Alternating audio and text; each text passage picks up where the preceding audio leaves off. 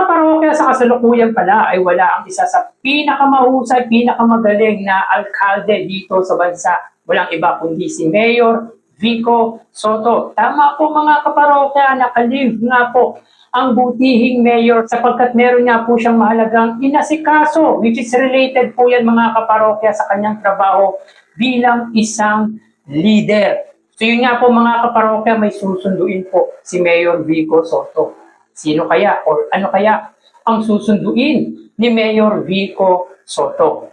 So yun nga po, meron nga po tayong nakitang write-ups coming from Inquirer.net na kung saan mga kaparokya ay magkakasama or sa iisang larawan nga po ay magkakasama ang pinangalanan or kinilala bilang mahuhusay na mayors. Di lang po sa bansa kundi sa buong mundo. Tama po mga kaparokya, nasa ibang bansa po si Mayor Vico Soto para sunduin yung napanalunan ng lungsod ng Pasig na $1 million mula po yan sa Bloomberg Philanthropies 2026. So sa ngayon po mga kaparokya, kung di po tayo nagkakamali ay nasa Madrid, Spain ang butihing Mayor Vico Soto. So ayon dito mga kaparokya sa write-ups ng Inquirer.net, congratulations Mayor Vico.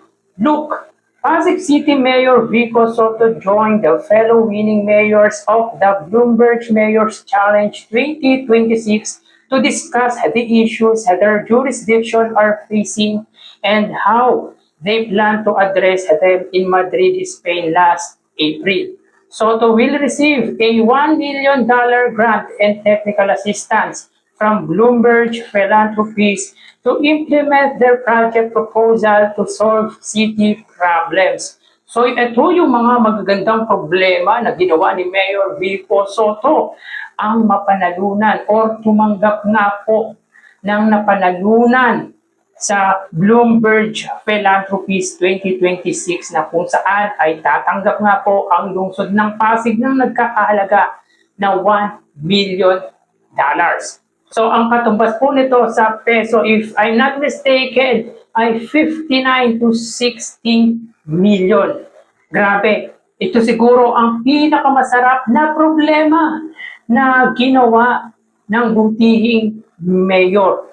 So nakakaya naman po mga kaparokya sa taong nagsabi na napakahilaw pa raw po ni Mayor Vico Soto para maging presidente. Nakakaya po mga kaparokya sa taong nagsabi na kailangan higitan or dapat higitan muna ng Pasig ang Davao City para maituring na magaling si Mayor Vico Soto. At sobrang nakakaya mga kaparokya yung mga narrative, yung mga argument na ang mga diskaya lamang po ang kayang kalabanin ni Mayor Vico Soto. Ito po yung mga bagay na wala po silang makitang butas para siraan si Mayor Vico Soto, kundi ang narrative na patungkol nga po sa mga diskaya. Bagay na para sa akin mga kaparokya ay napaka-irrelevant po ng issues nito. So sino po ba mga kaparokya yung pinatutungkulan natin na taong sinabihan si Mayor Vico Soto na napakahilaw pa raw po bilang maging presidente dahil yun nga po si Mayor Leni Robredo ay parang binild up si Mayor Vico Soto para maging isang sa mahusay na presidente at grabe, hindi po maganda ang sinabi nito. Para sa akin, hindi po maganda ang sinabi nito against Mayor Vico. So panoorin natin mga kaparokya yung taong nagsabi na napakahilaw pa raw po ni Mayor Vico Soto bilang maging isang leader ng ating bansa. Would make a good president. Saying ko si Vico would make a good president. Kilala niyo yan mga kaparokya? Yan o. Ang bihirang buhay rin. Ako hindi naman ako, napakahilaw pa, sobra. Makikita mo naman yan sa lungsod. Kung siguro yung Pasig masasabi mong kaya na pumantay sa Davao City? Go. Hindi, why not? Para ako sa bayan eh. Kung anong kakaganda ng bayan, bakit hindi? Di ba? I think Vico Soto is a good mayor. No question about it. Pero para sa akin, kulang pa. Kulang pa. Bakit? Yun yung sa issue ng flood control. Anong ginawa niya? Pumunta sa Kamara, Yun yung issue nila kay Mayor Vico Soto. Wala na po silang ipakitang ibang way para siraan si Mayor Vico, kundi ang patungkol na lang po sa pagpunta ni Mayor sa Kamara para siraan o para kalabanin ang mga diskaya. Wala na po silang maipakita na pwedeng ikasira ni Mayor Vico Soto, kundi ang narrative patungkol sa mga diskaya. At yung sinasabi nito mga kaparokya na kailangan or dapat pantayan muna ng Pasig City ang Davao para maituring or masabi po na mahusay na leader si Mayor Vico Soto, napakababaw ng issue nito when it comes sa leadership. Ano bang meron sa Davao at para ikumpara sa lungsod ng Pasig? Dito pa lang sa natanggap ng lungsod ng Pasig, yan ba ay nagawa ng Davao nung time na ang mayor nga po dyan ay si Mayor Duterte or yung mga Duterte? Parang wala po tayong nababalitaan na kinilala ang husay ng mga Duterte. Kahit hindi pa po presidente si Rodrigo Duterte or former President Rodrigo Roa Duterte, ay wala po tayong nabalitaan na nagwagi ang Davao City sa tulad ng ganitong institusyon na Bloomberg Philanthropies na kinikilala yung mga mahuhusay na alkalde, kinikilala ang mga mahuhusay na leader sa buong mundo. At napakababaw po para ikumpara ng Pasig sa Davao City. Dahil kitang-kita naman mga kaparokya yung way of good governance ni Mayor Vico Soto ay hindi po kayang pantayan ng sino man pong public servant or particular nga po mga kaparokya sa Davao. I'm not against sa Davao, kundi yung pinagmamalaki lamang po ni Banat Bay. Para sa akin, hinahamak or minamalit nito ang kakayahan ng butihing Mayor Vico Soto. Kumbaga mga kaparokya, binildab niya na isa nga po sa mahuhusay na alkalde or mayor sa bansa. Pero pagdating sa pagpapatakbo ng bansang Pilipinas, ay parang minamalit niya po ni Banat Bay ang butihing Mayor Vico Soto. So ano ba ang nagawa ni Sara Duterte, ni Vice President Sara Duterte bilang pangalawang Pangulo ng ating bansa? Parang wala po tayong matandaan na may ginawa nga pong maganda. Si Sara Duterte, yung sinusuportahan niya po nitong politiko.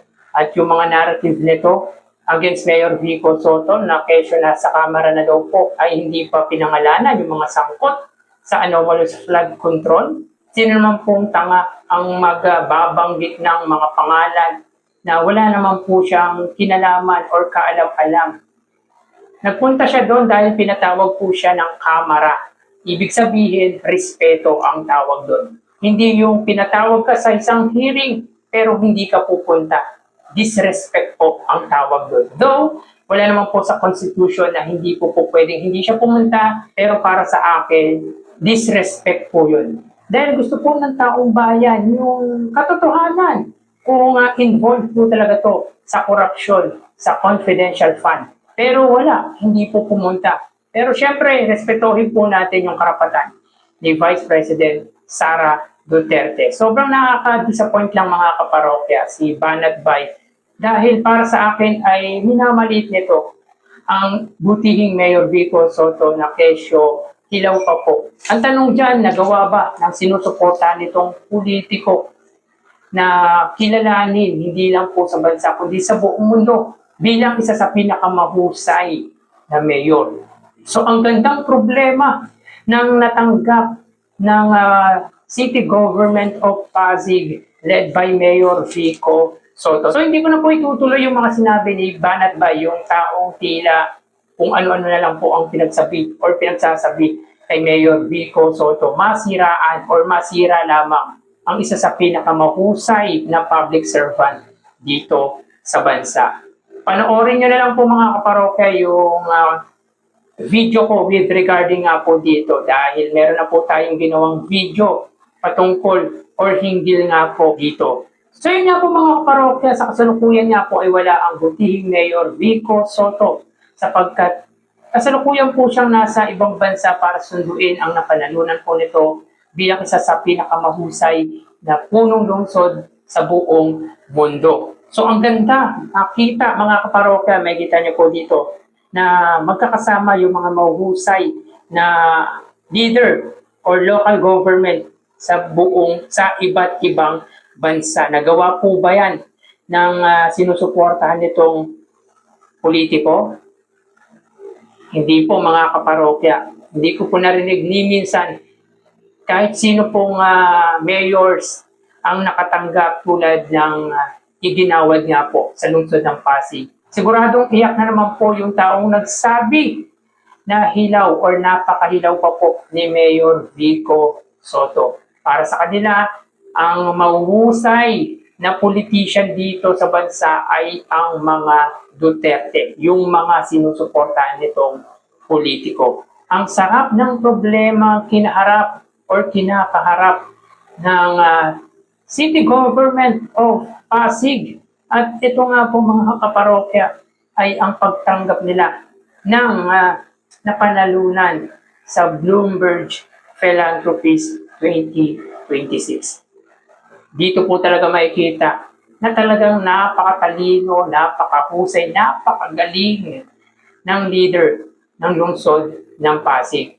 Sayang mga kaparokya, wala pa po siya sa tamang edad dahil pag nagkataon, marami ang magpupush para tumakbo ito bilang presidente ng ating bansa by 2028. Magpahinga muna si Mayor Vico Soto, tama po yung desisyon niya na wag munang tumakbo in any position by 2028. Kumbaga, marami po siyang dapat pang aralin dahil sabi nga po ni Banat Bay ay napakahilaw pa po. So dito mga kaparokya, sa mga nakasama niya, ay marami pong matututunan si Mayor Vico Soto. Yung mga out of the box na strategy na pwede nitong i-implement pa sa lungsod po ng Pasig. Hindi po nagsasawa or hindi po humihinto ng pag-aaral para mai-apply ang mga natutunan or yung mga natututunan nito sa iba't ibang leader sa buong bansa.